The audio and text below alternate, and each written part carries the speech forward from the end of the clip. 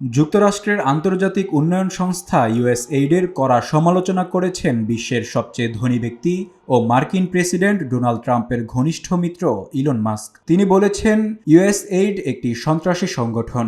সোমবার ৩ ফেব্রুয়ারি কাতার ভিত্তিক সংবাদ মাধ্যম আল জাজিরার অনলাইন প্রতিবেদনে এই তথ্য জানানো হয়েছে।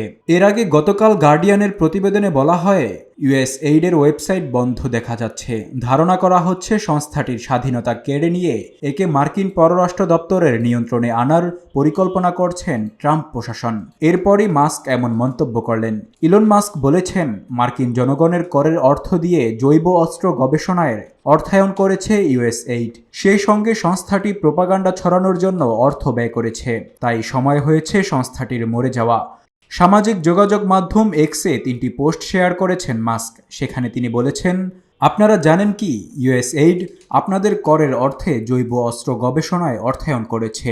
এর মধ্যে কোভিড-19-এর মতো জীবাণুও অন্তর্ভুক্ত, যার কারণে কয়েক কোটি মানুষ মারা গেছেন। এছাড়া মাইক বেঞ্জের একটি টুইট শেয়ার করেন ইলন মাস্ক। সেখানে তিনি বলেন, প্রোপাগান্ডা প্রচারের জন্য ইউএসএইড গণমাধ্যমগুলোকে বিপুল পরিমাণ অর্থ দিয়েছে।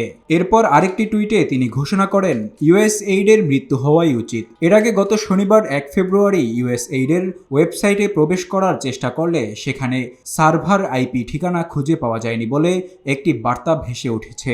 একটি সূত্র জানিয়েছে, মার্কিন জাতীয় নিরাপত্তা পরিষদ এই সপ্তাহে ইউএসএইডের নিয়ন্ত্রণ নিয়ে আলোচনা করেছে। মার্কিন এক কর্মকর্তা এই আলোচনার বিষয়টি নিশ্চিত করেছেন, তবে কোনো চূড়ান্ত সিদ্ধান্তের বিষয়টি তিনি নিশ্চিত করেননি।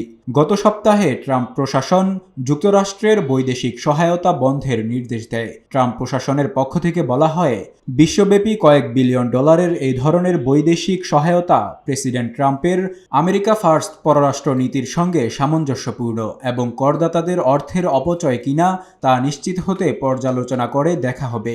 Desk report, public post, Dhaka.